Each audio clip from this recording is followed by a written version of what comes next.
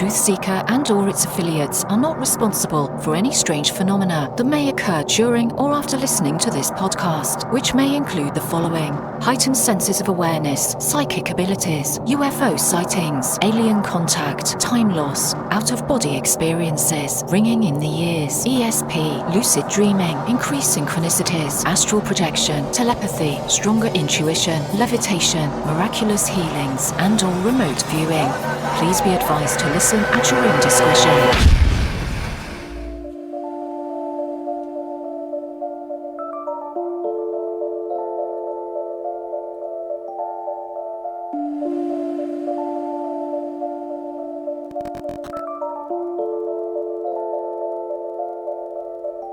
Won't you come and take me away?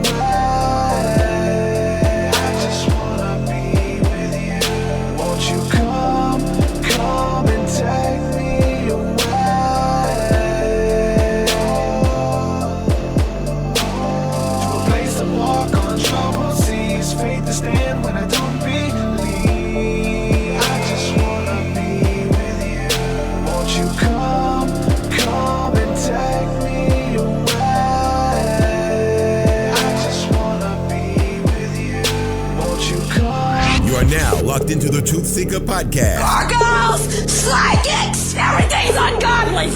Dark savage! Streaming live at TruthSeekah.com. She's not a Christian! Give it up, y'all. Your portal to the paranormal, esoteric, and all things spiritual. She's tampering in dark-sided stuff! And now, your host, TruthSeekah.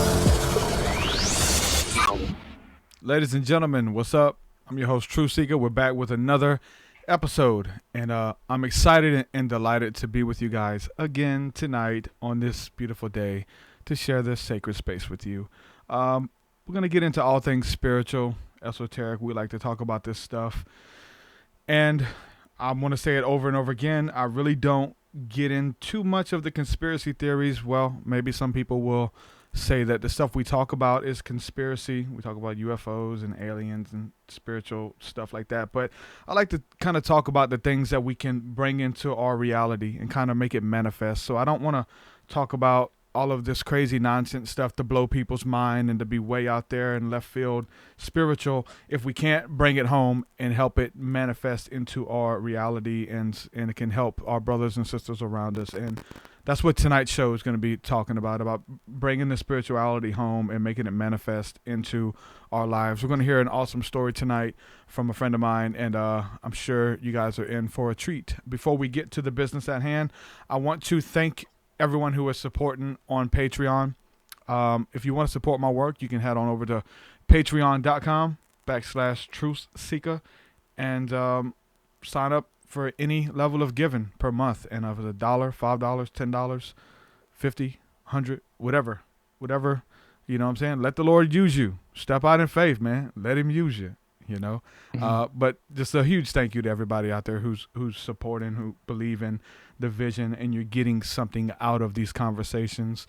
You're getting something out of the music, and essentially we're forming community as well.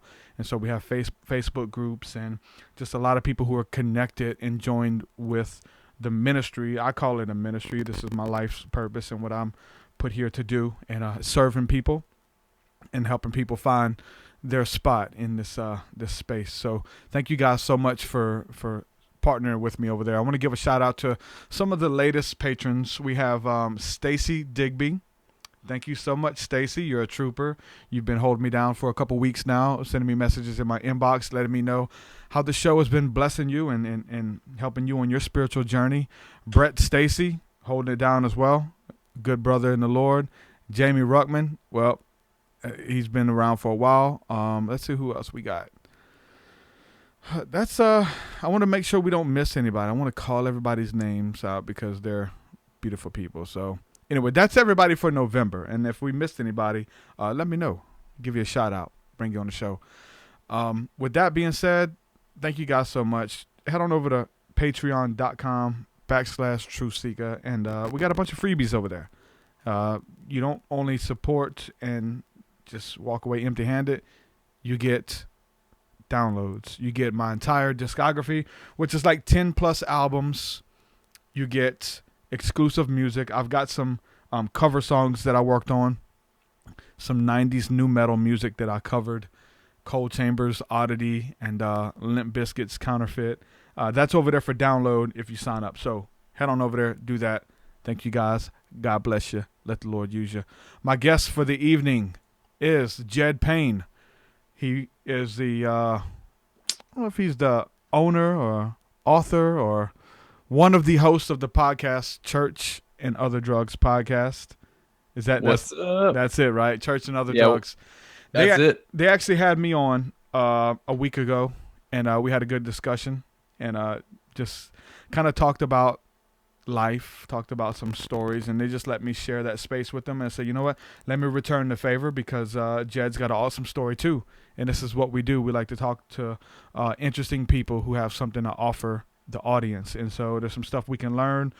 Jed's going to school to learn how to do some things of his life's goal and passion and his story that's brought him to the place he is now, and we're going to get into that a little bit. So brother, welcome to the show, man. What's going on?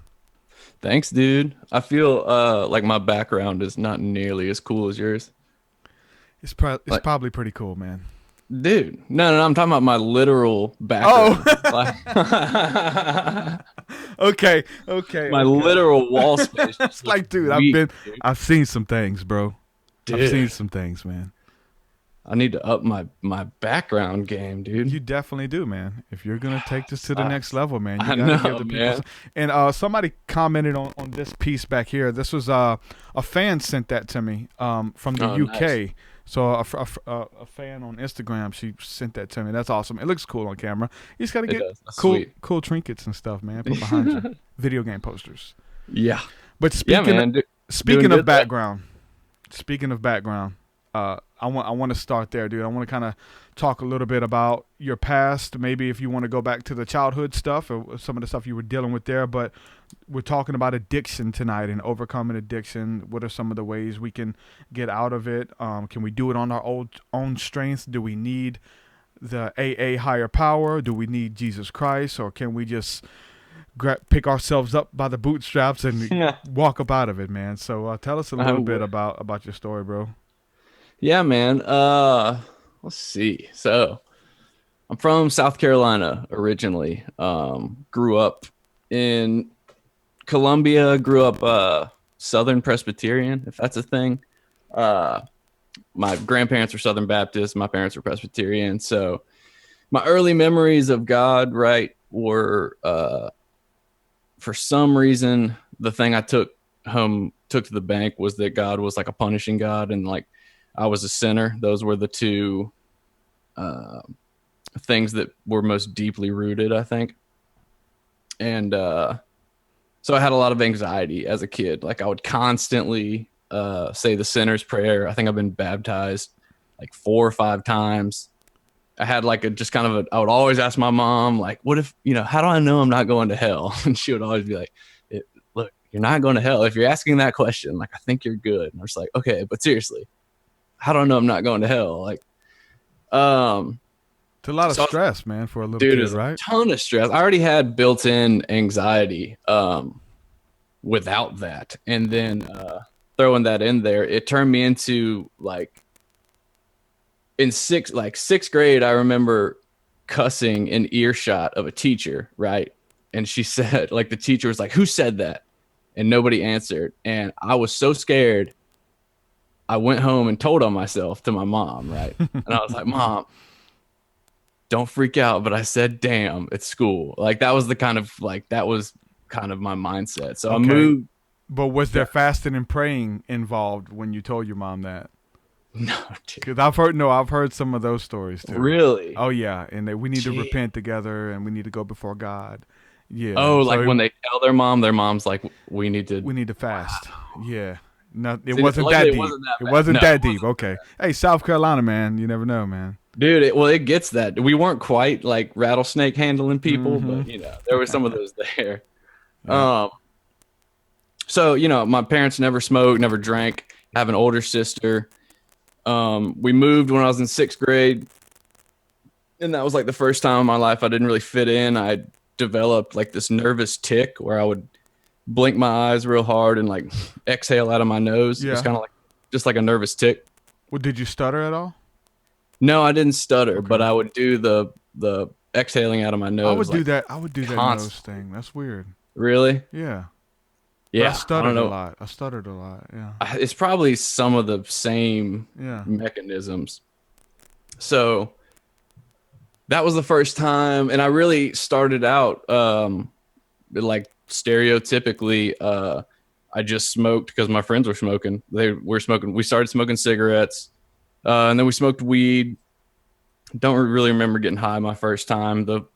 My first moment of like whoa was when I tripped Coraceed and cough medicine in high school, and that was my first psychedelic experience. And that really, really, really just blew my mind. Before that, like my parents, I'd started this cycle. My parents would catch me smoking weed. So, you know, they freaked out and started drug testing me. And so I would go on the internet and find stuff that wouldn't pass a drug test or wouldn't fail a drug test. So I'd go to the grocery store and get like Dramamine and Coracetin and nutmeg and all that. You never drunk bleach though, did you? No. I had a friend of mine who tried that. He would drink little capsules of bleach to. And he thought I don't know if I doubt he looked it up, but he thought to clean his pee. Yeah, I did. I did try to put Comet in my pee, like the literal toilet bowl cleaner, and that did not work. It just turned it like a weird brown.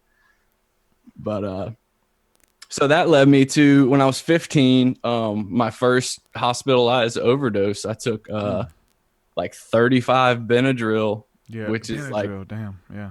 Well, it's a super potent. It's called a deliriant, the class of drug actually, like Jimson weed and Datura. Mm-hmm. So I was in a psychosis for a couple days. Wow, and that landed me in my first outpatient treatment center at my dad's hospital, which was super embarrassing for him. Oh, he worked up there. Yeah, he did human resources up there. Wow.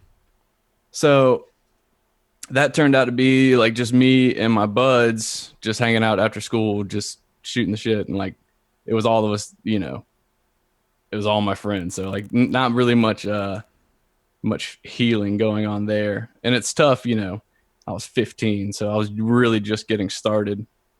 And that was my, my first encounter with 12-step programs, which was kind of a joke. My sponsor in that program ended up asking me if I could find him some weed. That's always sucks, right?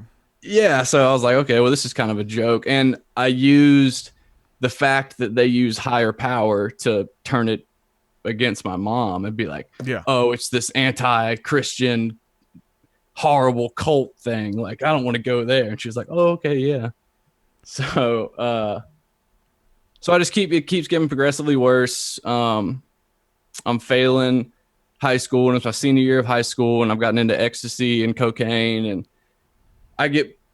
it's decided that I need to go back to rehab, but I tell her I want to go to a Christian rehab. So I get put on a waiting list. And while I was on that waiting list, I was like, well, I'm going to be going to rehab. So I've never done heroin, so I think I want to try that and just get it out of my system. But I'm only going to snort it, was my logic. Yeah. And then, of course, I got the heroin, and they were shooting it up. And they're like, do you want to shoot it up? And I was like, I guess. So they shot me up. And that was that. I ended up getting Hep C from the very first needle. Wow. So it was very after-school special. Like, literal consequences came quick, which I'll kind of explain later, I think was a blessing in disguise. Yeah, so by the time I got into that treatment center, if I didn't need to go to inpatient before then, I definitely did by the time I got there. And it was kind of like maybe like a Seventh-day Adventist place in the mountains of North Carolina. It was much closer to rattlesnake people. They had they had you fasting and praying. They did an exorcism on us. So listen to how weird they did this. Like, it was called deliverance class. So they would all sit us in a classroom and pass out CD players, and we'd all put the headphones on, and it was a pre-recording of the pastor's grandfather. I guess it's this old recording, and he's just screaming at you in tongues. And when you feel something, you're supposed to raise your hand and the pastor comes over and starts the process or whatever. So it's a little weird. I was a little taken back by it. But did it work? What I think happened, this was my experience. I thought I felt something, raised my hand, he came over. The only kind of weird thing about it was when he touched my back, it felt white hot. Like his hand felt super, super hot. I didn't really notice like I don't know. I don't know if anything came out or what, but what I do think happened was the whole you kick one out and then you mess up again and seven more come and take their place. Because when I left there, they kind of preached, okay, your sins are forgiven. You believe in God now. You should just never do drugs again, right? So you're good to go. And it's like, I think I lasted like a week when I got home. We did an episode where we talked about like how that's kind of, you got to be careful because many of these deliverance ministers go around casting demons out of just random Joe Schmoes and not setting them up with follow-ups and that person not knowing about the whole 7 times greater and what these so-called spirits do when they leave and they come back with 7 entities stronger than themselves. People don't know that, and you're just like passing on. Yeah, we prayed deliverance over that guy. It's like, yeah, that dude, you set that dude up for a world of trouble because you didn't walk him through it. You know? Yeah, and it got much worse. I didn't find out about the Hep C until 2 months after I'd gotten out. I found out, and when I found that out, like I was 17, I was big into like emo music, so I was like, well, screw it, like I'm this is just a death sentence, so I'm just gonna go out. Like I had the kind of that mentality. Did you have the swoosh? Did you have the emo swoosh? Did I? Yeah, dude, of course I had the swoosh. I was the singer or the screamer in a hardcore band. Like, yeah, dude, the whole deal. And I really fell in love with like I remember that summer, the summer we first tripped, we got into the band Modest Mouse. We watched Requiem for a Dream and Fear and Loathing in Las Vegas. And like, ever since I was a kid, whatever movie I saw that week, I would come home and emulate that character. Right? Hey, I can identify with that, dude. Right. Mine were old gangster movies though, like Boys in the Hood and Menace to Society. And oh, that's hilarious. It is hilarious. So I think I really just, I kept that mentality, and whatever I was into, I'm into, like, and then I kind of switched things. And so when I finally got to drugs, like that was what I was into. And I was kind of, I wasn't a jock. I wasn't this, I wasn't that. But what I found was that like I was good at drugs. I could do more drugs than most people.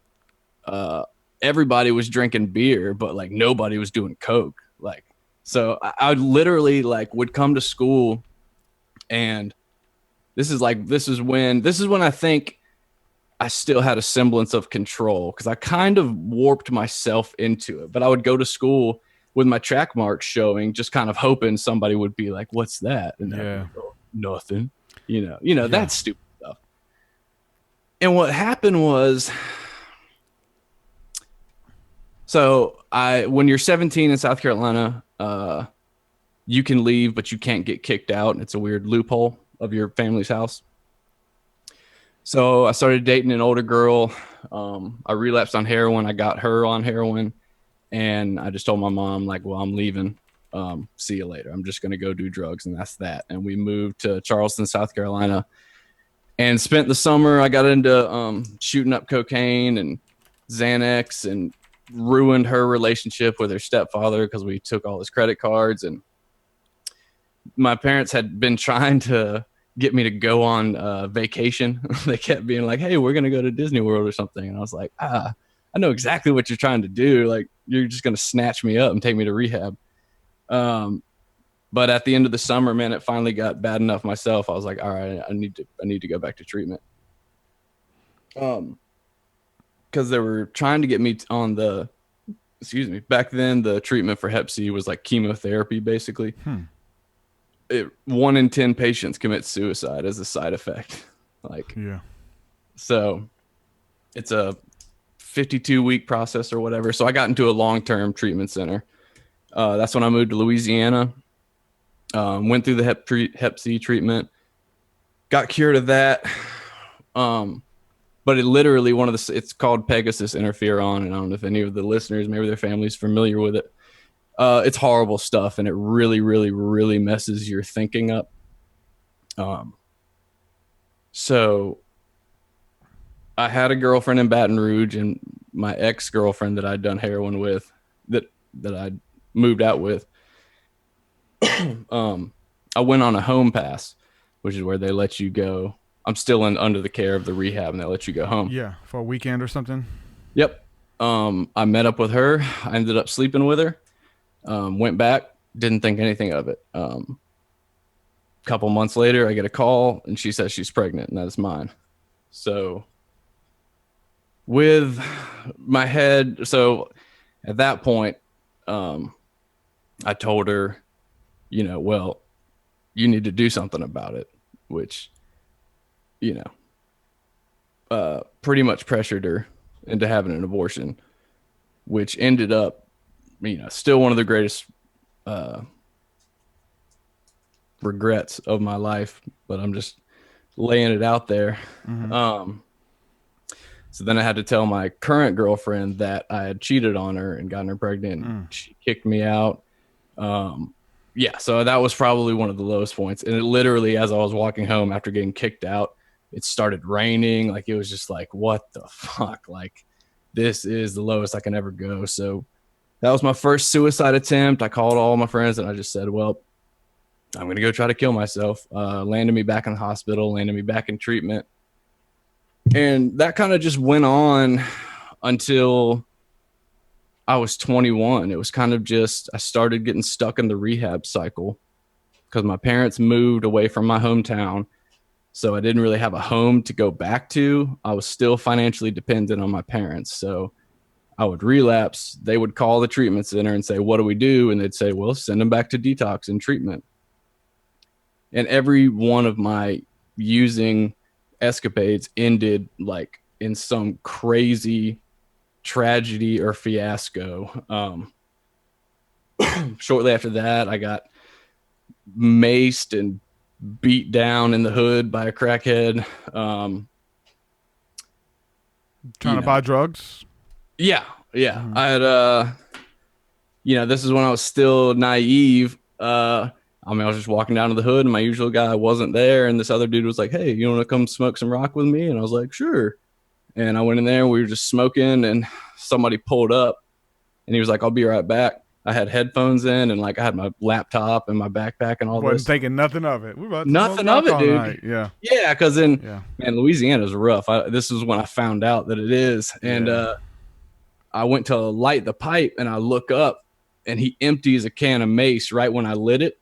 And it ignited. Oh, God. So he just torched me and then just started beating me down and threw me out on the street. And then it was just like white boy down. And I was just Did you have any money, anything for them to take? I mean, I guess you got the laptop and everything. Laptop. I had 2 full prescriptions to Xanax and Adderall. Yeah, he got a lick out of that one. Yeah. White boy sleeping. Yeah. So that pretty much like, it turned into a lot of the same of just horrible tragedies happening. And I still had this mindset where I thought I was still in control because I'd cried wolf for so long because you get a lot of attention being an addict. Like it's a life of chaos. Yeah. Everything is on you because it's always a crisis. So whenever things were normal, it's not, Yeah. And then, forget about you. Yeah, think everything's okay. Yeah, I absolutely. See that. I definitely see that. Yeah.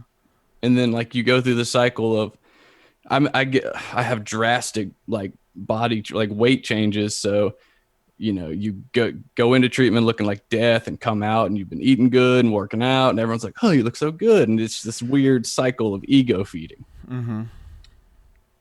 And the next like thing that happened of note was I was seeing a psychiatrist. She had prescribed me I started like my prescription drug phase where I was getting prescribed Xanax and was heavily addicted to Xanax and Adderall. And this doctor was trying to get me off of Xanax and prescribed me an anti-convulsive seizure medicine. And I doubled the dose on that And so I was living, I guess I'll back up on this one. I have so many stories, so it's hard to condense. So I was living with these friends from church. Like, God would always set me up in these situations, right? Like, I would always land on my feet. And I still had faith in God through through everything I'm saying. I still had this root of, I know what I'm doing is wrong. Up, yeah. Yeah. And that was kind of what, like, everyone that knew how I used drugs was just like, you go all out on everything. And it was because in my mind, one day you're going to stop this. And so you better just get it all in while you can. Like, your friends can moderate because they got their whole life to do drugs, but I'm going to have to stop when I'm like 25 or something. This was the delusions I had going. And then a lot of it also was thinking that this life was just, my theology was this life is broken, just meant to be bared. I'm just passing through trying to get to heaven. And which, makes for really bad decisions if that's really what you believe. Mm-hmm. So I was living with these group of people I'd met on a campus church at LSU. Great people. I ended up moving in with these two girls from church, some of my best friends.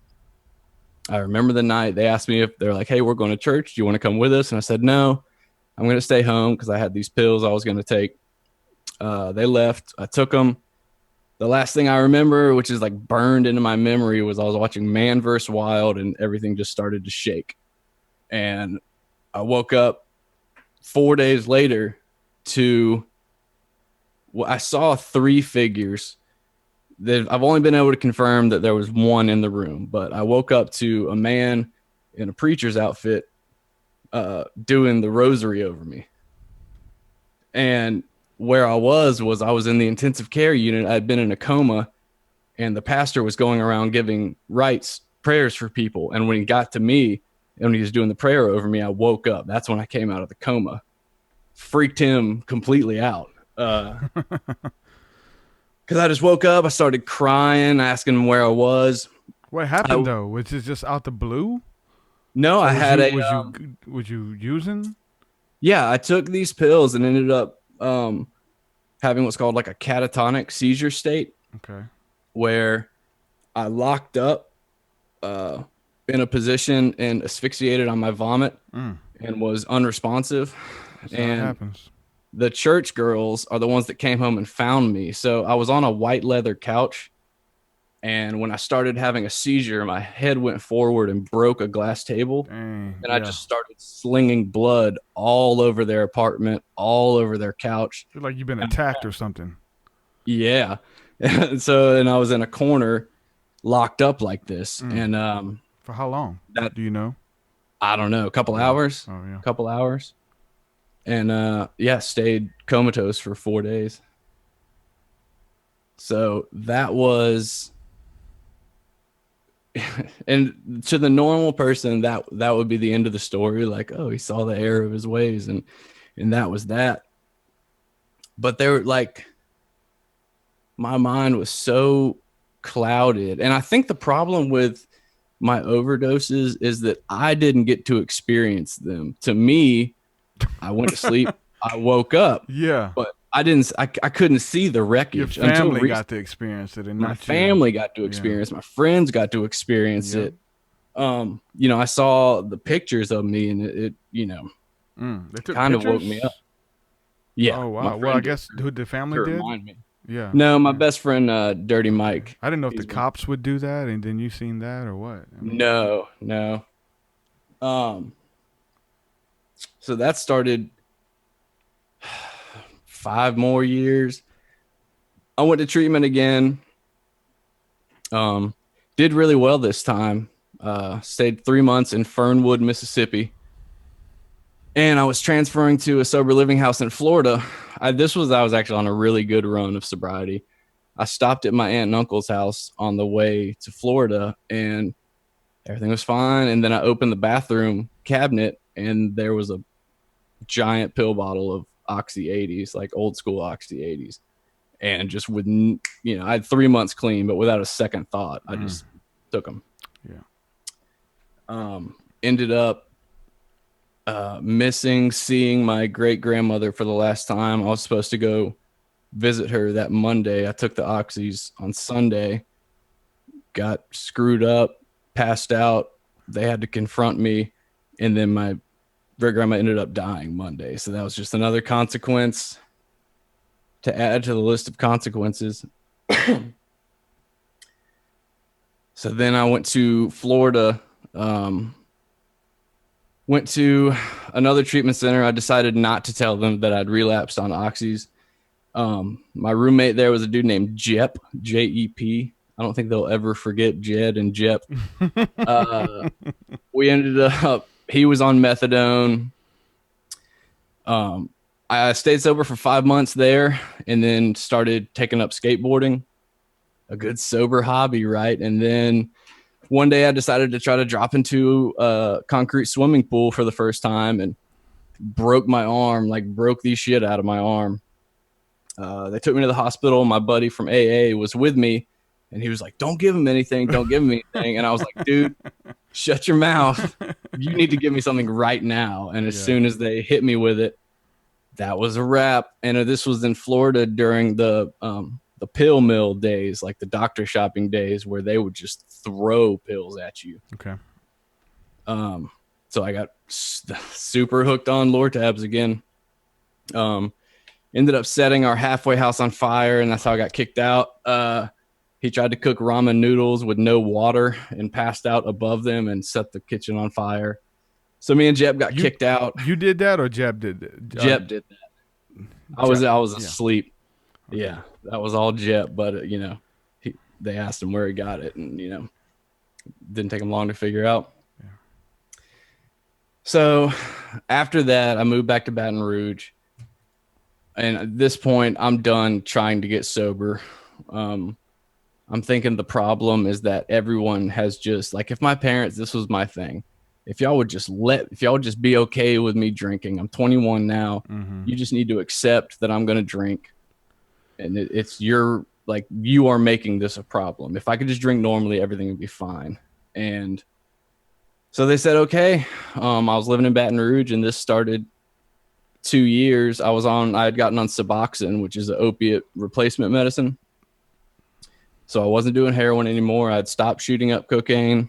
And I was just drinking. Started working. I was, of course I was selling my Suboxone and my Xanax and my Adderall, and that's how I was surviving. But I thought I was doing well. And then that's when I got introduced to crystal meth, and everybody warned me about it. Pretty much every drug I ended up having a honeymoon period with. Like, I was a crackhead at one time. Everything. So this is when I got into meth. And for some reason, if anyone out there has any experience with amphetamines or family members that are on drugs or speed, especially, crime goes hand in hand with it. Yeah. I got really into identity theft, and I started, I was stealing letters from people's mailboxes, and I got real big into selling stolen guns, because I fancied myself some sort of badass at this point. And what happened was I take it as another God moment. All the meth addicts in town hung out at a casino, because that's 24 hours a day. You get free drinks, you can smoke cigarettes, and you can tweak out on slot machines, right? At the gas station. No. At a real deal casino. Where at? Like the Belle of Baton Rouge. Okay. Like the boats, the river boats. Oh, okay. Yeah. Yeah. Well, they have them at the gas stations there too. Oh, that's do. the weird they got thing. Video poker. Yeah, those are the saddest places on earth. It's weird. A bunch of truckers just in the dark room smoking cigarettes. Yes, wasting it's so quarters. Depressing. Yeah, so depressing. So I was trying to cash a bad check. Didn't work out, and I look on the ground, and there's a valet ticket on the ground, and I was like, well, okay. So I pick it up, I go upstairs, and I hand the valet ticket to the guy. He hands me a set of car keys, and I go hop in the wrong car at first, sit in that car trying to start it, get out, hit the beeper, It turns out to be a Dodge Dually 2500 with a big old insane clown posse sticker on the back. Yeah, that was a sign that it was okay. That was the sign. Whoop whoop, my people. What? Great Malenko gave this to me. Yeah. So I get in the car, and I guess I had a moment of realization. I was like, what are you going to do with this car now? So I drove it across the street, threw the keys in it, and walked home and forgot about it. Enter a month later, my mom said, she told me this later, she said that she was woken up in the middle of the night and she just got the overwhelming urge that she needed to let me go. And so she just prayed that night and she said, God, I'm giving you to him. It's like 2 weeks later, it was a Sunday morning. I was selling dope. So I'd gotten like 3 text messages like, hey, we're on the way. Hey, we're on the way. Knock at the door. I was like, okay, customer number 1. I open it and it's a big old police officer. And I was like, oh, so I tried to shut the door. He reached in. Tried to shut the door. Sorry. I was like, here. No, not at all. He handcuffed my hand and turned me around. And once again, because I'm such a genius, I had just walked around my apartment with a cock-locked and loaded pistol on me. So he went around to handcuff me and goes, holy shit. Yeah. And I'd completely I didn't like, I was so paranoid. I was like, okay, y'all finally found me. And he was like, you remember stealing a car from a casino? And I was like, that's what this is about? And he went in my apartment, found all my drugs, all these guns, and I got arrested for the first time. When do you learn, bro? Dude. All these chances, man. All these chances. And I thoroughly believe that was the darkest time in my life. I was going to tell you about my kind of witchcraft experience. I was really into research chemical hallucinogens like 2CI, 2CT, DMT, all that, all the number chemicals. PCP, so I was real out there. My apartment just had like scrawling words all over the wall, like a beautiful mind everywhere. Yeah, dude. Basically, I would like scope people as they were jogging. Like when my friends would sleep over, I would just point rifles at them when they were sleeping. I had guns in my mouth all the time. I was hearing voices, demonic stuff. Yeah, real demonic stuff. I had some Wiccans living below me, and I got a hernia in my groin, and she was a Reiki practitioner. You familiar? Yeah. Oh yeah. Yeah. And so I let her do Reiki on me, and it actually healed my thing, which, I was always big on not using that sort of power or whatever, didn't believe in it in the first place, but it actually healed me. That kind of scared me. I did something to piss them off, and I stole from them. I say that like, I can't believe they would be mad at me. I stole from them, and it sounds like my story on your show, bro. Basically, dude. Like, she didn't like curse me per se, but she put it in my head. She says, "There's I see darkness all around you, and you're gonna get what's coming to you," sort of thing. And I could no longer, like, I don't know. It was a very, very dark time in my life, and I do not know how long I would have made it if I didn't get arrested, point blank. Yeah. I had already tried to commit vehicular suicide. It didn't work. I slammed into 2 cars going 50 miles an hour with no brakes. Walked away with that without a scratch. So finally landed in jail, called my parents. They said, "Oh, at least we know where you are." Click, Yeah, that's where he is. Okay. Yeah. Now we can sleep. Now we can sleep. Basically. So I detoxed in jail, which is the hardest thing I've ever done in my life. I was about 135 pounds, so I definitely got screwed with real bad. But I had 3. Jail was where God showed up in a tangible, physical way that I hadn't experienced in such a long time. I'd really kind of given up on God, or I'd tried to. And so this was, of course, there's no atheists in foxholes or prison, and that's very true. So now I'm turning to God, but I started working in the kitchen. It sounds so silly, but You went to jail or you went to prison? well, it's called East Baton Rouge Parish Prison. It's kind of a mix. Okay. It's like people do time there, County, but it's also like jail. a county or a parish. Yeah, it's the shittiest place on earth is what it is. Yeah. It's awful. So I was working in the kitchen as a trustee job, and they start you out in the scully washing dishes. So you got to wash like 4,000 dishes 3 times a day from 2:30 a.m. to 8 at night. Horrible job. You work your way up as people get kicked out or whatever, or leave. So I was like, well, God, I'm gonna need your help if I'm gonna do this, if I'm gonna survive. I mean, it sucked. And not 1 minute after I prayed that, the guy on the serving line reached in, took a bite of a peach and threw it back in the thing of peaches. And the CO was like, Brumfield, you're off the line. Payne, you're moving up. And he moved me to like the best job in the kitchen. And for like the feeling, I wish I could relay it to others. It sounds trivial, but the feeling of I've never had a prayer answered like that. And I had to go to the bathroom and I just broke down crying because I just knew at that moment, that's the moment I kind of have to remember sometimes. Yeah. That God was real. Definitely. I knew it. And then the other spiritual experience was I delivered food. So that's the guy that can, get pills from the medical ward and transport stuff. And you're kind of an errand boy.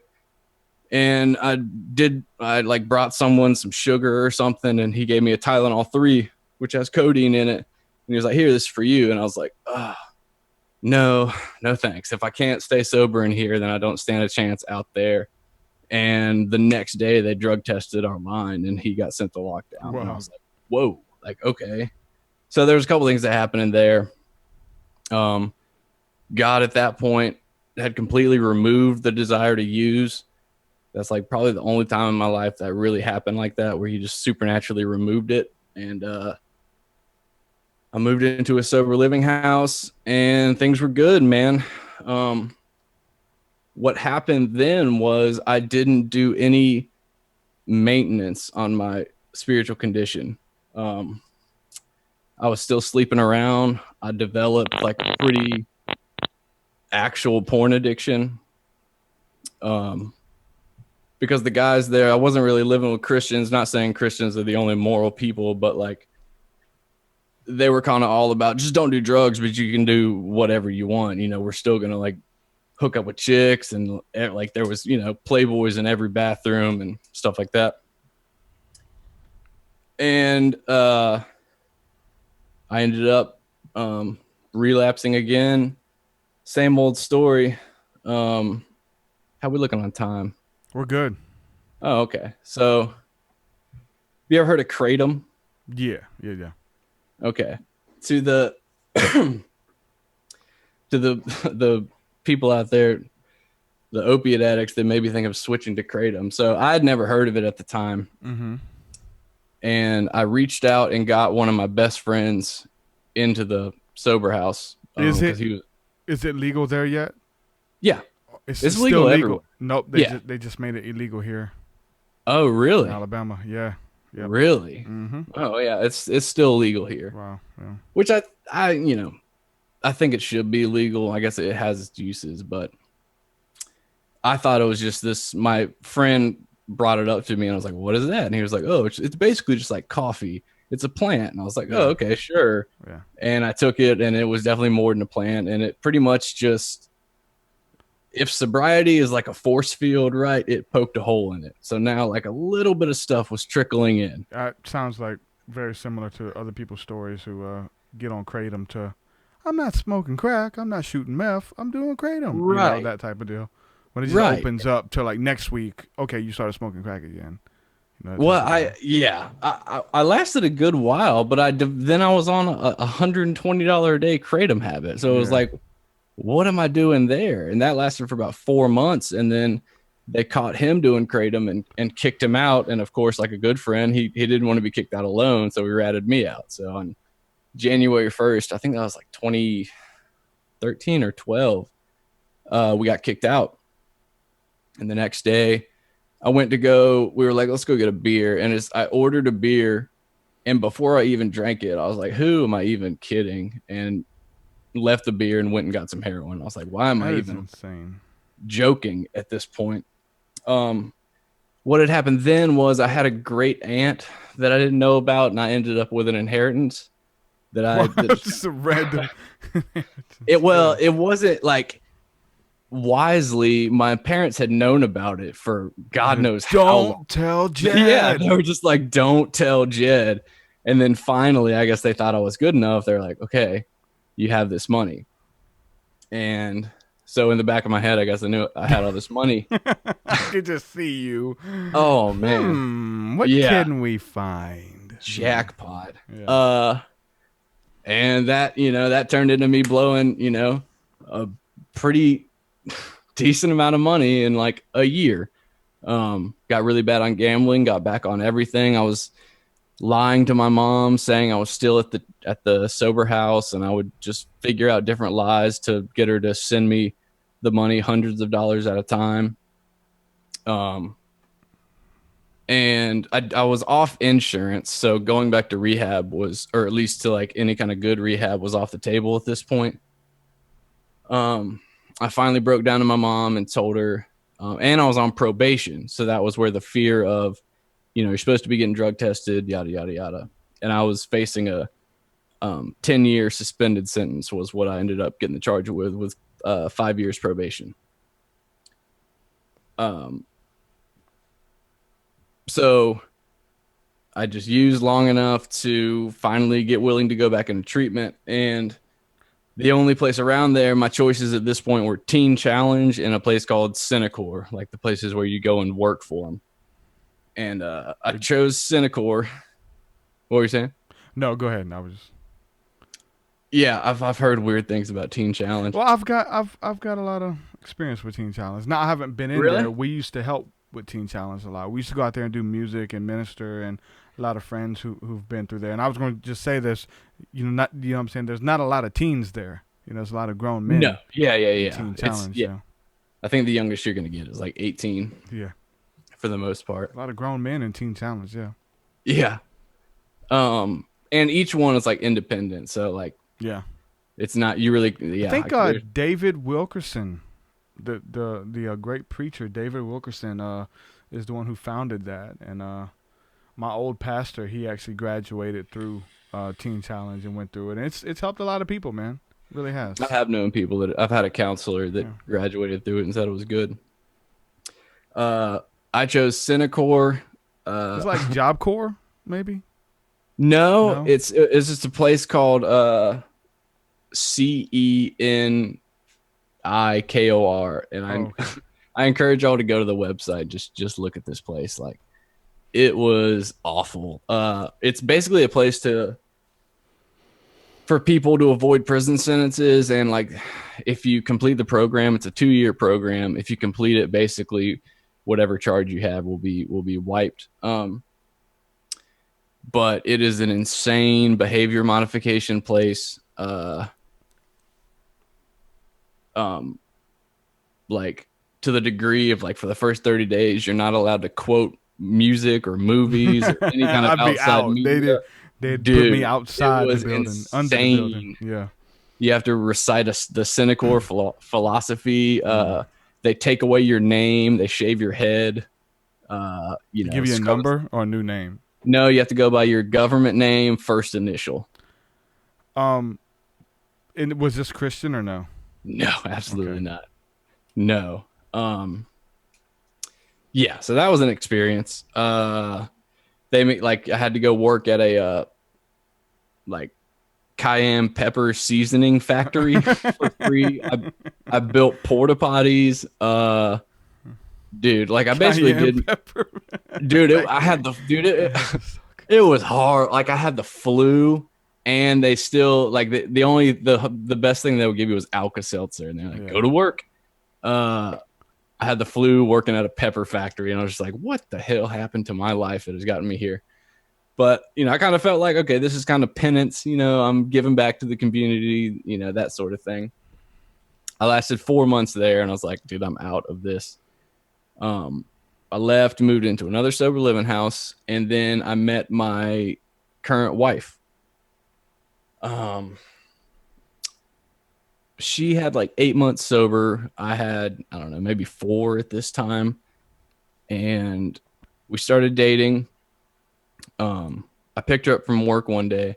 I had started taking kratom again, and I think I'd done heroin like once. And I picked her up from work one day, and she said, hey, I need to tell you something. And I was like, what? And she said, I relapsed on heroin. And I was like, oh, do you have any more? And she was like, yeah. I was like, okay, well, just random. Me too. Yeah, just random. Yeah. So we both moved out of our sober houses and started using together.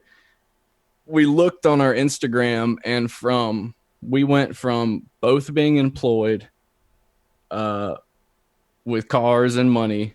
In 26 days, we were getting evicted because we couldn't pull together $320. Mm-hmm. Like lost everything again. So we checked into treatment together, stayed there. I don't know. She stayed for like 2 weeks, 3 weeks, and her insurance ran out. So they kicked her, or you're cured when your insurance runs out. And so I think I followed her out. Relapsed again. We kind of did that 3 times. And at this point we were, just panhandling by the side of the road. That was our routine, as we would wake up, panhandle enough money to get gas, drive to Walmart, steal Blu-rays, drive to FYE, sell them, buy dope, get high enough to not be ashamed to go back and fly a sign. And like, that was my life. For how long did y'all do that? Was that a weekend thing? Was that 3 months? No, it was like a couple months. Couple months. Wow. Yeah. Couple months. That's when you hit the low end. That's when everything just starts kind of like coming to the tip of the pyramid. Okay, this is what we amount to, and you want to get caught again or something. Something's got to change. Yeah. You know? Enjoying freedom, but something's got, like, you almost want to be locked up again just to have some stability or something, right? Right. Well, my bottom was that finally, after 27 years, there was no one left that wanted anything to do with me, at all. You know, sister wouldn't answer, family wouldn't answer. Yeah. I ripped off the last friend that I could. I was tapped. Nobody wanted anything to do. And I realized one day when a thought occurred to me that I hadn't even thought of God or attempted to pray in months, and I was unable to. Like, I would try, and it seemed like there was just like a static television, like just nothing really was getting through. Mm-hmm. It was really alienating. And I remember, I think we got high one time, and we kind of shot up a Hail Mary prayer, like, Lord, we really need to get sober. Not really even thinking anything of it. So on my birthday, it was August, she left to go to treatment. She always left before me because I could always hang in there just a little bit longer. My birthday was August 25th.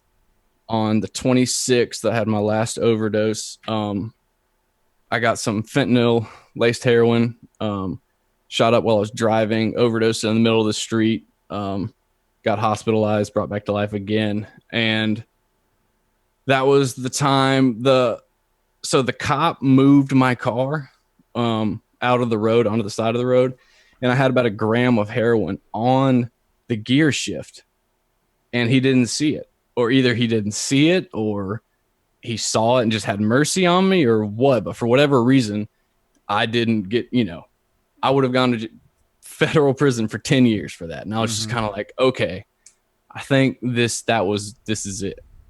So me and Kaylee both moved to Lafayette, and checked into rehab one last time. I had no intentions of getting sober because I just didn't think it was possible anymore. This was the 18th rehab I'd been to. Oh my goodness. Oh yeah, like non-consecutive. It'd been like 3.5 years of my life. But like I said on my other show, I started praying. I had a somewhat spiritual experience in my bunk at night where I had this dream where it felt like something was pushed into me, something spiritual was pushed into me, and my outlook changed after that. And then the turning point, but I still had my girlfriend. We were doing good, and I was kind of making her my higher power. And I was moving up in the program. They had given me my driver's license back, and she called me because she got out before me, and she broke up with me while I was in treatment. And I snapped, and I went outside, punched a wall, and I broke my hand. And my first gut thought was, F this, I'm leaving, going to the emergency room, getting some pain pills, and like, let's go, like, screw this. And I was given a moment of clarity where it was like, you're really that quick. Like, that's how bad this problem is that I'm willing to throw everything away in a second. And I was like, this is like some serious shit. Like, I really like, caught yourself. Like, hold on. I caught myself. Yeah. Like, whoa.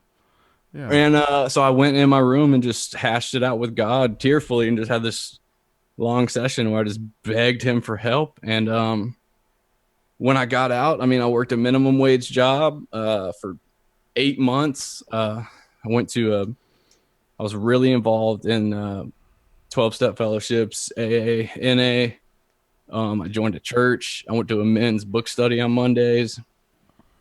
I sponsored other dudes, and I basically just made sure that my only job for the first 2 years was just going to be staying sober. And I've been sober since September 14th or September 23rd, 2014. 14. Awesome, brother. Yeah. Man, that's a long story.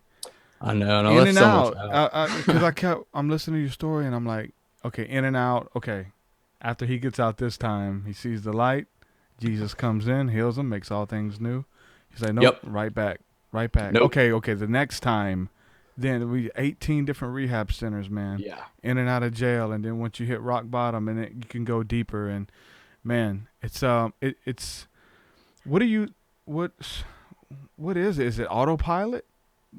You caught yourself that one time that you caught that thinking, like, and you had to take that thought into captivity, is what the Bible says. Anything that's negative, anything that exalts itself against the knowledge of Christ, and that being, that which is good for you and perfect for you, and to catch it. Hold up, who is this? No. I can't let that go. Right. What do you think? I think that it was. I don't think I had anything to do with me getting sober this time. Like, I really started getting serious about my faith in God. And I'd always thought, like, I'd gotten to the point where I was asking preachers, like, can I just commit suicide and go to heaven? Like, is that just a loophole that no one has figured out? Like, that seems like a serious question. Yeah. And I was taking a poll because I really wanted to know before I did it. I was just like, that's like, bleh. So my theology was really screwed up. So I just started turning to God like I would turn to drugs. Every time I got cravings, I would just find somewhere and just get on my knees. I started the habit of getting on my knees morning and night. I started listening. That's how I started listening to podcasts. I started listening to sermons. All of a sudden, worship music didn't sound so bad to me. Like, all this stuff, all this synchronistic stuff just kind of started happening. I developed a relationship with my dad again, and they've been like, my mom's faith is like why I'm alive today. Yeah. No doubt. Like, there's something about the power of women in prayer and Power of a Praying Mom. I think there's a book on that. Dude? What? He's like, yeah, my mom wrote it. Dude, that's like potent stuff, man. Let me ask you this though. So everybody's relationship and walk with God's different, and depending on your denomination or your background or whatever, when you would pray, when you would spend time with Jesus, did you feel the euphoria that we talk about, like the presence of the Holy Spirit, the tingling, that fire that you felt when that man put his hand on your back? Did you feel that anymore? Because for me, coming out of my drug addiction and many other people, it's substituted with the euphoria of the Holy Spirit, like a tangible high that we get for praying and spending time with Jesus. Like, it is a sensation, like when you shoot up or you take a pill and you're glazed out and you're high, you feel like you're not here. Like that literally came through prayer and fellowship with Jesus, was because it's like one took the place of the other. Like my weed addiction, I smoked weed because it took me out of this reality, and it brought me to a place where nothing else mattered and nothing mattered. And so when I got born again and I felt the Holy Spirit, that's what the Holy Spirit did. It let me enter a realm and a place that I can essentially live in, where nothing else mattered but Him, and put things into perspective. Did you have those sensations as well? I did, not necessarily during prayer, but it just happened in my walking life. Like, it had never really happened before, but I was getting struck with moments of just like God is here, like just the chill bump inducing, look around, everything's beautiful. You see the clarity, you get the feeling of just like being hugged by something. Never alone again, right? Never alone. And ain't that a weird thing of like flirting with suicide and flirting with being alone and nobody cares, and then you're never alone, right? Like moving from that point to being never alone, and he always wants to hang out, he always wants to talk and just know about your day, and you can joke with God and talk to him like a friend and like a father. And isn't that a weird place to be in, from getting in, I would always daydream about suicide and stuff like that, and that's just a weird thing, man. So I mean, what's that like? You know what I'm saying? I know it. You probably we said about what was it been like almost 4 years now, 3 years, and so I know a lot of it probably seems removed, but it's not too far removed. But no, and some people, especially a lot of alcoholics, will say like that they just don't even, they never think about it. But I mean, the stuff I was doing, like, you just can't shoot up crystal meth and heroin and like your body not remember that and remind you of it. Like, it at least a couple times a week, I'm reminded of it. It doesn't have the same teeth that it used to. It's a fleeting thought. It has no grip on me where it's like, oh, I want to do that so bad. It's really just a biological, like, my brain and my body saying, oh, that was nice. Remember that? We should do that again. And I'm like, no, absolutely not.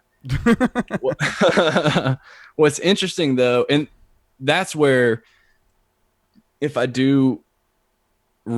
have any serious thoughts of using these days, it'll just usually just wind up to the thought process is, oh, I want to use something will be happening that I want to not feel. Yeah, okay, that's what I was going to ask you. Yeah. Why do you want to use, you'll have to go back to rehab, screw all that, just kill yourself. And that's kind of the thought that'll go. I do have like clinical depression. I'm on depression medicine, and that's kind of my cycle. So I have no delusion that I can use like a normal person, I've tried drinking like a normal person. I've tried just smoking like a normal person. Can't do it. That's just not in the cards for me. But what I was going to say was, really in this third year, I think God really blessed me with being super, super close those first 2 years. But this third year, I've had some serious desert periods, and I think I'm having to learn how to have faith without the visceral feelings. You know what I mean? Definitely. And so that's kind of what's been going on lately. Yeah, there's many of us who talk about the feeling of getting in that. We got addicted to the presence of the Holy Spirit. Like, we got addicted to that euphoria where that became our drug. Well, it's a good drug. It's God. It's something beautiful, and we would, I mean, it was like a daily thing, or 3-4 times a week. We would get up for prayer because we want to spend time with our Father and pray for one another. But that euphoria, we loved it, man. It was just so beautiful and blissful, man. I mean, who wouldn't love it? So there's places in your walk that myself and many others have been, where God kind of cuts that off, and people won't pray for you, or you won't feel that spirit, because like, okay, you're worshiping worship, you're worshiping the music. Do you still love me if you don't feel that feeling, or do you only love me because I provide a euphoria? You know what I'm saying? Do you love me because I love you? You know what I'm saying, or whatever. And we've all had to kind of be there, where that feeling goes away for seasons, or is it even real? Or what, you know, you begin to question your faith, or question, you know, what, you know what I'm saying, what you're doing, and that's part of it. And I think that I think the wilderness is definitely part of everybody's process, but especially with the feeling of like wanting that euphoria, and then it cuts off, and you going back to drugs? You going back? And then what the 12-step program teaches, which basically the basic text of the 12-step program is just like a manual on first century Christianity, essentially like a practical, like the 12 steps can work for anybody, for anything. Doesn't have to be drugs or alcohol. It can just be anything. But they teach that when you don't feel God and you're not feeling spiritually fit, that's when you go do something for someone else. That's when you go find someone that needs your help and just completely get out of yourself. So that's where, like, I've known my calling is to work, like my passion is with addicts and alcoholics, especially people that are consistent relapsers. So the past year I've been in school, and then I finally got a job at a adolescent treatment center. I'm going to start my counselor in training soon. So what's up, man? Dude, so that's pretty cool. Dude, your story's amazing. A lot of people don't make it out. Continue to do what you're doing. Share what's working for you. That's kind of what I like to talk about on the program, is like what's working. Okay, we're talking about what's not working, but what's working? How did you do it, man? Because there's those people who are listening now as well who have tried it, and I've had many guests with similar stories, and they try it and they try and they try and they fail, and it's just this never-ending cycle. But I mean, was it just a decision? Was it God? I mean, in the end, what was it? Really a perfect storm. They say when it's almost, I don't want to, it really is almost like everyone has a time, and like when someone's going to get it, there's nothing I can do or say. That's so true. You're just going to get it. But that isn't to say I shouldn't try for everyone, because the seeds get planted all the time. But it's just a combination of, you have to be beaten down and willing to follow some direction. And then just the basic, if you're just going to dumb it down, it's just realize that you are powerless against something. Believe that God or a higher power can save you from that. Turn your will over to him. Clean up your past, make amends, and help other people. And that's the dumbed down version of it. Mm-hmm. And then they have people, they have, the agnostics and atheists in recovery too, which I personally never understood, because like if I didn't, that's just apparently that's where I differ with some people. Yeah, because if I didn't believe in God, like, oh, I'm getting messed up, like, but that's just the kind of person I am. But yeah, man. But yeah, man, willingness, desperation, fellowship, accountability. Yeah. And a lot of people just stop doing the things that got them sober once they get sober. You start getting stuff back. True. The wife comes back, you get your job again, you got a house again. Oh, I'm good. That's the sad thing, man, because I learned to never say never. Yeah. Like, cause that's the first thing you say. I'm never going back to that again. God saved me, set me free. Yeah. Set my feet upon solid rock. I'm a new man. I got a new dance. I got a new pair of shoes. I'm never going back to that addiction. I'm never going back to alcohol. I never put another cigarette to my lips. And like those people, when they say it, they mean it. Yep. And they wouldn't even agree with this conversation. Nope, brother, I'm never doing it. Never doing it. I'm telling you, when you say that, man, I know it's a declaration, but I think sometimes we tempt God, man. You know what I'm saying? We put it out there, and we can never say never, bro.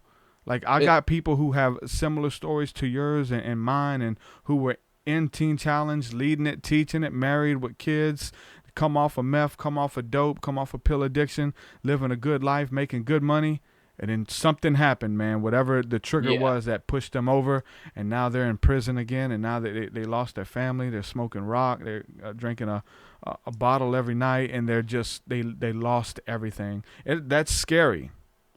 Well, it's very scary. It is. And what I want to say to people that go in the faith route, because this is what tripped me up for the longest time, was how are these people, like, I'm the one that's got the relationship with God. Like, I know God and Jesus. Like, y'all are talking about this higher power. And so I had this serious arrogance about me. And I had to take a step back and realize that, okay, I believe in God, but do my actions show that? No, not at all. Do my actions show that I trust this God I believe in? No, not at all. So maybe you need to, like, shut up and, like, listen. And so I believe that God gave doctors to heal people, right? God gave doctors to give glasses to see. And that's kind of like what this is. Like, it's not that there are the rare cases where God, white light experiences, changes their life and they just never touch it again. That's rare, though.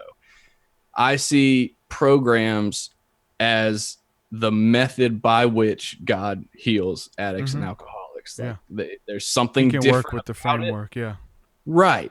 And it's some well-meaning pastors and church folk will tell you that you just aren't praying enough. It's this, that, or the other. And the people are, and that's why they don't know what it is. I know friends, really good friends of mine, who go the church route, relapse, go the AA route, relapse, go back to church route. Now they're not going back to the church route because now the church people don't want to talk to them because they're on dope, and the AA people won't answer their calls. So they're like, what the hell do I do? And they just have to kind of figure it out for themselves. And they say one thing and do another. But it's a scary cycle, man. Many people are in it, and the scary thing for me is, like, when I hit my rock bottom, like, I wasn't there long. You know what I'm saying? Some people stay there for years, dude. Decades even, you know. They get used to rock bottom, and they, you know, I could, you know, what if you would have still been on side the road with those signs and DVDs and, you know, Blu-ray and stuff, you know? I used to think that I would die, and then I realized as I was watching my friends die that I was going to be the 80-year-old man talking to himself, shuffling down the road. No, that was me. I told my family that just in passing, but that is a fear of mine. When you're driving down the road and you look down the window and these two homeless guys are walking down, talking to the air and crazy, and are digging out the garbage can to get leftover pizza, like, that's scary to me. You know what I'm saying? And that's why I say never, because I'm like, okay, something happened. Like, these guys might have been successful. They might have let their addiction take over. They may have lost a spouse. I don't know what happened that set them there, but I want to try to do what I can to not go that route. You know what I'm saying? Because that's a fear, man. It should be a fear. Nobody should want that, you know? Right. But they say, you know what I'm saying? Some people choose that. Like, that's a lifestyle. They enjoy traveling. They enjoy not having a job. And I did. Yeah, it's true. And then, some of those people make good money too. That's the weird thing. Like, they do. How much money was you making an hour on side of the road asking for money? I know you were spending on drugs. My wife so made just more. My wife made way more, and I always told her that. But she's but it had to be good money, because I did it for like an hour, and I was in New Orleans, and my wife, which was my girlfriend at the time, she went to a presentation to work for Domino's, and so we had to go to New Orleans to do it. So me and my buddy, we're hanging out, and she's in there for an hour watching the presentation. So we just go to the corner at the little bus stop, and we're asking, when people come to a stop at the red light, we're asking for money for the bus. Hey, dude, we're making $12 an hour. Yeah, we went and bought a pizza. Easy. So I'm like, they're making some kind of income, you know? Yeah, yeah. If they'd save it, you know. The older I got, the more I was like, this is, because I would get an apartment, things, and just lose them all. Build my house and tear it down, and by the end, once again, everything I owned as a 27-year-old was in my car that had a title loan out on it. It gets real. Dude, I've got the friends who, and part of me was thinking about this, man. Dude, thank God for your family, dude, that you were able to kind of fall back upon these people for this long, and I don't know if they paid to put you in some of these treatment places, man, but a lot of people don't have that to fall back on. That's what I'm super passionate about is that's the main problem is there's, even when people want help, if they don't have insurance, what are they going to do? Like it's a real issue that needs to be addressed. Like, and people like Ryan Hampton, he's a activist that goes and speaks on TV, and basically just like, and Trump is not doing the correct, like he's trying to go back to the just say no type scare tactic stuff that just does not work. And let me ask you this, because I know you did the kratom as a drug pretty much to get high, right?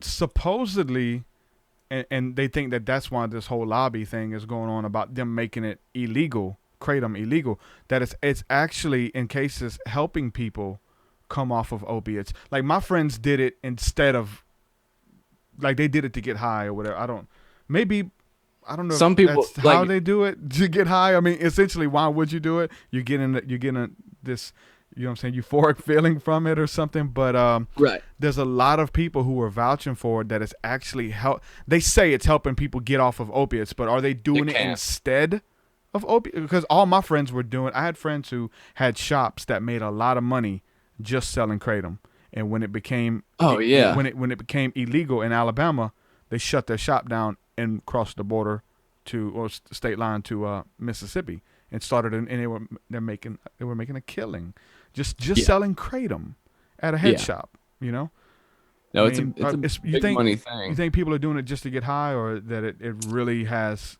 it really can be used and is being used to help people? I don't know if you watched any documentaries or heard anything on the clinical effects of actually helping, but like I said, the people I know were doing it to get messed up. No, yeah, like I have helped people with detox plans when they ask me, especially people that are trying to get off of if they have like a Vicodin, Percocet, kind of low level opiate addictions, like kratom can help with that. Or it's Schedule 1 here, dude. That's insane. It is. It definitely shouldn't be scheduled. I mean, because there's no overdose potential. It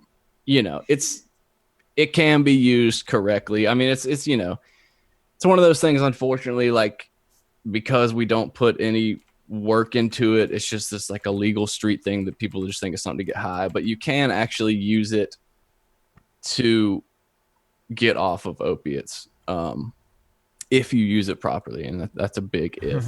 And then some people, I mean, it's check this out. Here's a Times magazine article. It says DEA reverses the ban on herbal drug kratom, still illegal in Alabama. That's what it said. The Washington Post. Still illegal in Alabama. That's so weird. It is, right? Especially Alabama. Like I figured y'all didn't care. It's Florida. Don't care. Yeah. They just passed medical marijuana in Florida, so that's a thing over there now. Yeah. And I'm not I'm not one of those people that is gonna, I don't hate on people if you want to do drugs, man. I get it. So like there's even people that, if you're gonna choose between alcohol and other things, like I'd say drinking like kratom tea is better than that. Like it's hilarious that alcohol is legal when it's you're right. The 100% only right. drug that can cause cancer in every part of the body it touches. Like it's our country. It's so ridiculous. But man. What are you gonna do? Well, brother, plug your podcast, man. Let people know what you're doing and what you're gonna be doing in the future, because you guys have a really cool show. And, for sure, man. I was on it. You guys got to go listen to that episode. He interviewed Yeah. me. We talked about some things and stories that I don't talk about on the podcast. So you guys definitely go find my episode that I did with these guys. Yeah, it's Church and Other Drugs. Find us on iTunes, Google Play, all that good stuff. It's me and my buddy Jay. We're both Christian, recovered alcoholic addicts, and so we kind of we think that church needs to be more like AA meetings, and so we're trying to start that conversation, and we just have people from all different religions, and it's a lot of my friends that I met in rehab that just tell stories, like that have crazier stories than I do. That's the other cool thing is, I mean, I've traveled the country. It gets weird, bro. And met some incredible people. Yeah. And so I was like, man, people need to hear these stories. So, yeah, man, it's, it's entertaining. And then, we try to definitely get serious. Yeah. You guys got to have Jep on. Yeah, dude. Jep, if you're listening, like, get in touch. I hope he's alive to be on. Jep, man. Find Jep. Reach out. JEP. Hit him up, guys. Yep. Jephthah. He's actually from Alabama. It sounds like it. That would, Trailer Park, Alabama. Yeah. So awesome, brother. All right, man. Thanks for coming on, hanging out. I enjoyed it. Enjoyed sharing this space with you, hearing your story, man. Inspiration, positivity out the wazoo, man. Keep doing what you're doing, brother. Cool. And so your situation with the girl, you guys are still together. We just made a year married, and she has a sobriety date 2-3 days before mine. Wow. Yeah, it's pretty incredible. It's awesome, man. Yeah. Look at God. Let him use you, man. I know, man. Keep up the good work, bro. For sure. All right, shalom. Peace. Later. That's it, ladies and gentlemen. The TruthSeekah podcast. Thank you guys for hanging out with me. That's what it's about. Overcoming. The overcomers. And getting over your demons, your dark past. And it gets really squirrely out there in the land of addiction and dealing with people in that arena, in that realm, some of the things that happen. There were just so many mutual friends that I had coming up that we were friends just because of drugs. Like whether it was smoking pot, we only hung out to smoke pot with these people, or we only hung out to drink, and it puts you in some weird situations around people who you don't know where they're at in their head. Like with that, the whole persona and the spirits that go along with that, robbing people, scheming people, not having nothing, trying to make something out of nothing. So you got to rip somebody off and cheat somebody out of something and lying and conniving. And you got a bunch of people, not just you, but other people who have that same mindset and that same persona, man. It's pretty crazy. So dealing with addiction and it's scary, man. So I praise God for the people who make it out and people who make it out of that stuff. It's a long, hard road. So much props to my brother, Jed Payne, Church and Others Drugs podcast. Y'all go check it out. Letting everybody know I am seeing the messages over there in the chat room. Everybody holding it down on YouTube. I see y'all's messages. Shout out to Raz, Adam, Travis, Hunter, Ray, ASAP Preach. What's up, brother? I seen your message. We'll definitely get you back on soon. Love to have a roundtable discussion. Maybe you and another brother of the faith. Maybe you and Illuminate. I think that might be a dope interview to have a roundtable with us three, man. That would be cool. Tina, and there was some more at the beginning. So Carolyn. So yeah, man. With that being said, thank you guys for holding me down. Thank you guys for supporting the work that we're doing. And much more to come, much more ahead. If you want to support, if you want to join the membership section, head on over to patreon.com/TruthSeekah, and there you can sign up for any level of giving per month and find perks and rewards that are there with music. We've been working on music all evening today over here and trying to release some new music for you guys over there. So all the new music that's recorded is uploaded over at Patreon. So getting ready to put some more new tracks over there. Watchmen's album's coming out first of the month. It's going to be really good. So with that, again, peace and shalom, man. If anybody's struggling, man, I do believe in the power of prayer. I believe in a positive spoken word and affirmations over one another. I just pray that you guys just be healed, and whatever you're dealing with, man, just know that God is enough, that you can find that place of prayer and that place of solitude with you and God. And we're talking about this euphoric place where nothing else matters but you and God and you and the Holy Spirit.